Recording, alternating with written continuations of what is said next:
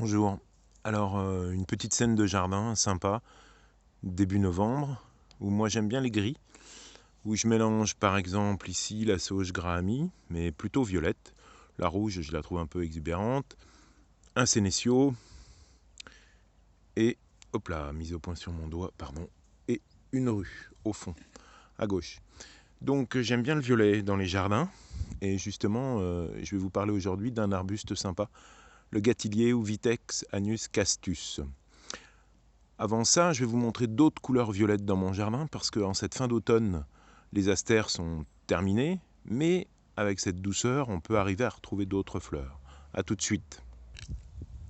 Une autre plante à partager, l'aconite, super vivace et qui nous amène du bleu. Alors il y a plusieurs teintes, mais moi j'aime bien le bleu. Voilà, qu'on retrouve dans le jardin, par exemple. Et puis une autre, sans oublier les sauges. Alors il y en a plein. Celle-ci est intéressante, très bleue, très tonique dans le jardin, avec des graminées derrière, ça peut être intéressant. Voilà, quelques teintes de bleu en mélange avec des feuillages gris, d'arbustes persistants par exemple, ça peut être intéressant. Par contre, l'arbuste que je vais vous présenter aujourd'hui, c'est le gâtillier, il est caduc. On se retrouve tout de suite. Alors juste pour que vous ayez l'orthographe, le voilà sur la table, Vitex anus castus, gâtillier. Alors j'en ai pas dans mon jardin et c'est justement pour ça je vais vous en parler parce que je voudrais faire de la multiplication et c'est relativement facile. Cet arbuste est un peu particulier, vous le voyez ici, on est en fin de floraison, donc une floraison bleue. Voilà, très sympa. Alors c'est une floraison plutôt estivale, très violette, donc très mellifère aussi. Un feuillage un petit peu particulier, vous avez ici la feuille, donc une feuille composée, plusieurs folioles, 1, 2, 3, 4, 5. Une feuille très aromatique. Alors le Vitex anus castus est considéré comme une plante aromatique. Les feuilles peuvent se manger, assez épicées, à dose un petit peu médicinale, un petit peu homéopathique parce que c'est assez fort. Mais cette plante a aussi un intérêt, il s'appelle aussi le poivrier des moines. Alors pourquoi poivrier? Parce qu'on se retrouve après floraison avec la présence de petits grains que vous voyez ici, pardon. Voilà, comme des grains de poivre. Alors ceux-là sont pas mûrs, parce qu'on est que début novembre. Voilà. Donc des petits grains de poivre qui étaient appelés à être utilisés dans les monastères. Alors, pourquoi les monastères on l'appelle poivre de moine?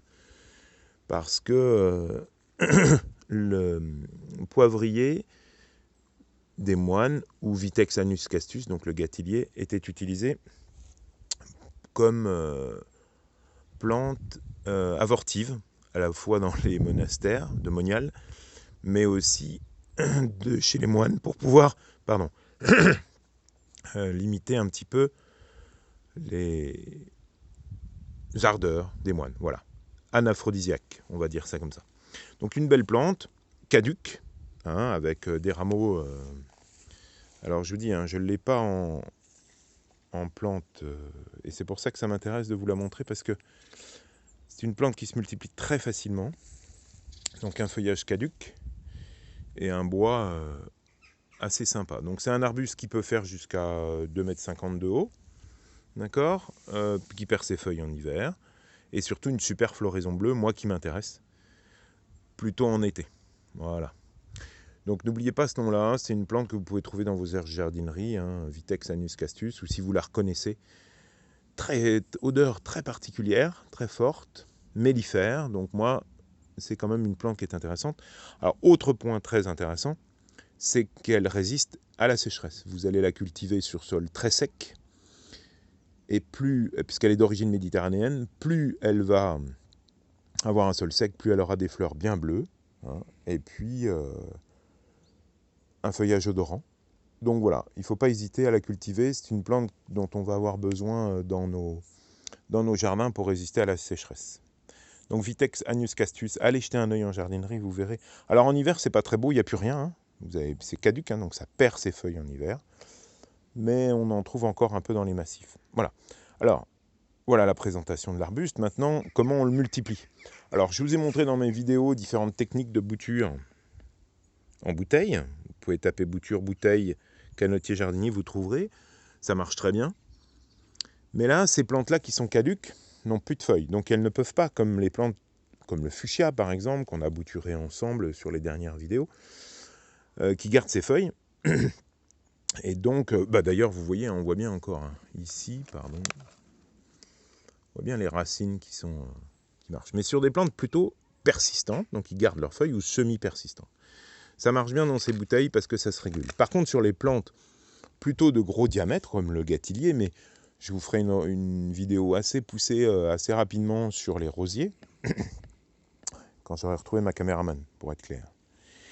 Eh bien, ces boutures-là, on les fait en pleine terre. Alors, je vais vous montrer où je vais positionner mes boutures, et puis après, je vous montrerai, le sécateur est prêt, comment on fait ces boutures.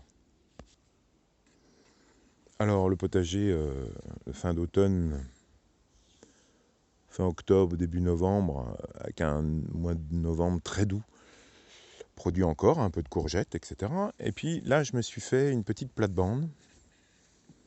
Voilà, vous pouvez observer facilement. Voilà, alors il y a la grelinette devant qui est toujours prête à faire feu. Un petit plessis de saule. Et puis, une plate-bande. Alors ça, c'est ce que je vais appeler une plate-bande pépinière. Ça veut dire que je vais mettre dans cet espace mes boutures au fur et à mesure, si vous voulez, de mes prélèvements à droite à gauche. Alors vous pouvez observer ici, j'ai une vigne, par exemple, que j'ai bouturée. J'ai un pied sauvage de poirier, sur lequel j'ai fait en bleu, là vous voyez des petites greffes, vous pouvez taper greffe en écusson, vous verrez. Mais j'ai une belle plate-bande. Et cette plate-bande-là va me permettre de faire des boutures en pleine terre, beaucoup plus résistantes que dans les pots. Par contre, la grosse différence, c'est que on est en automne 2022, je ne pourrai les arracher qu'en automne 2023, quand la plante aura de nouveau perdu ses feuilles. Si vous l'arrachez avant, eh bien vous allez perdre votre bouture. Donc on va lui laisser 1 an dans ce micro-jardin, qu'on peut appeler une pépinière. Je vais bouturer directement en pleine terre, je vais vous montrer. Et puis je reviendrai, je vais la soigner gentiment pendant 1 an, comme un pépiniériste. Et en automne prochain, quand elle aura perdu ses feuilles, je vais la déplanter et la mettre dans l'endroit où je veux qu'elle soit dans mon jardin. Voilà, vous avez compris donc ce qu'on appelle une pépinière. Un endroit dans lequel on fait sa multiplication. Pendant 1 an, on la soigne, c'est-à-dire on taille un peu, on arrose, on désherbe, on n'y touche pas. Surtout, on ne tire pas sur la bouture. Et voilà. Alors, on se retrouve pour faire la bouture. Alors, pour bien comprendre comment on fait les boutures sur ces plantes ligneuses, ligneuses, ça veut dire qu'elles font du bois, eh bien, vous avez vu, j'ai prélevé un fragment, mais je n'ai pas coupé ici. J'ai coupé en dessous. Ça veut dire que ça, c'est la pousse que mon arbuste a faite en 2022, cette année, et ça, c'est la pousse de 2023. C'est important de bien repérer ça, parce que toute la force des racines vont arriver dans l'intersection. Et vous voyez, j'ai prélevé la même chose. C'est-à-dire que vous prenez une fourche avec ce que nous, pépiniéristes, on appelle du vieux bois. Donc, la réalisation, elle est simple. Je vais mettre au-dessus. Voilà. Vous coupez comme ceci. Et là, l'astuce, c'est au sécateur de pouvoir couper ici, à ce niveau-là. Voilà. Hop. Voilà. Bien comme il faut. Ici. Je pose ma caméra, je fais ma bouture et je vous reprends. À tout de suite. Oui, je suis désolé, j'ai pas ma caméraman, donc je fais des essais tout seul, mais c'est pas simple. Donc vous voyez, j'ai coupé ma branche ici en 2, ce qui me donne ce qu'on appelle des boutures à talons. Voilà. Il y a eu un sécateur au milieu, donc on voit très bien ma fourche était là. Et ensuite, vous reprenez et vous coupez au-dessus de bourgeons. Alors ça peut être des grandes boutures, hein. Vous voyez ici, j'ai 2 bourgeons en dessous de mon sécateur. On voit bien sur le papier blanc, là et là. tac. Et là, je vais avoir une belle bouture. Ce que j'appelle une bouture à talons. D'accord? En voilà une. Ensuite, donc la tête de l'arbuste, je ne l'utilise pas parce que la tige est trop fine et elle risquerait de ne pas prendre. Ensuite, j'ai celle-là, elle est vraiment super. Et je coupe au-dessus d'un bourgeon. Vous voyez là? Je vais vous montrer. On voit bien ici, à la pointe de mon sécateur, le bourgeon. Donc ça me fait deux belles boutures. Voilà.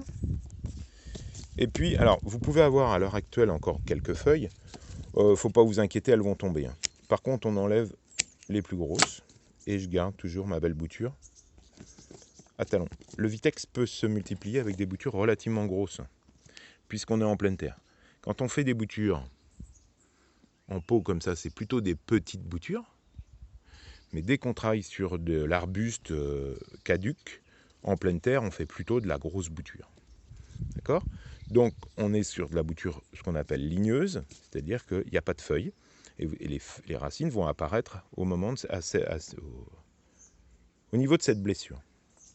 On va se retrouver dans ma pépinière et je vais vous montrer comment je procède.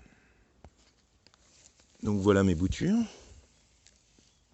ce qu'on appelle des belles boutures à talons. Donc, la base, vous avez vu, a été arrachée ou coupée à l'intersection d'une branche.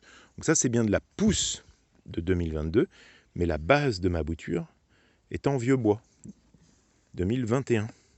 Et c'est tout le secret, parce que les racines vont apparaître à ce niveau-là. Et là, rien de plus simple, dans une terre qui a été travaillée, vous enfoncez d'un tiers vos boutures. Ça va pas, pardon, ça va pas geler, hein, parce que ce sont des arbustes résistants. Vous mettez à peu près 20 cm entre chaque bouture, et vous l'enfoncez en pleine terre, sans problème. Voilà, une autre ici. Pour vous donner un ordre d'idée, voilà. On aligne ces boutures tous les 20 cm, comme le font les pépiniéristes. Alors là, j'en ai 4, j'en ai 6. Et je vais faire ici, puis une autre. Alors, celle-ci reste des feuilles. Vraiment, c'est anecdotique parce que le gâtillier n'a pas besoin de ces feuilles. Là, c'est parce qu'on est sur un automne relativement doux. Hein. D'accord? Alors oui, un sol très fertile. Hein. Le ver de terre n'a pas aimé du tout. Alors, autre petite chose qui est important de faire, c'est vous arroser. C'est pas trop pour la bouture, c'est pour fixer la terre autour de ma bouture. Voilà. Voilà. Et puis, moi j'utilise un paillage qu'on appelle du miscanthus, mais vous pouvez mettre... c'est plutôt pour éviter les mauvaises herbes. Hein. D'accord? Et donc vous prenez votre paillage que vous mettez bien autour de vos boutures. Voilà. Et donc voilà, mes boutures sont en pleine terre pour un an. Elles vont pousser à partir du printemps prochain et vont être arrachées à l'automne prochain, automne +1, et seront plantées dans mon jardin ensuite. Voilà. N'oubliez pas, je ne l'ai pas fait là, mais il faut que j'aille le faire. Je ne vais pas vous faire attendre encore. Une belle étiquette avec la date, le nom de l'arbuste. Ok? Allez, à bientôt et au plaisir de multiplier des végétaux résistants à la sécheresse, mellifères et aromatiques. À bientôt.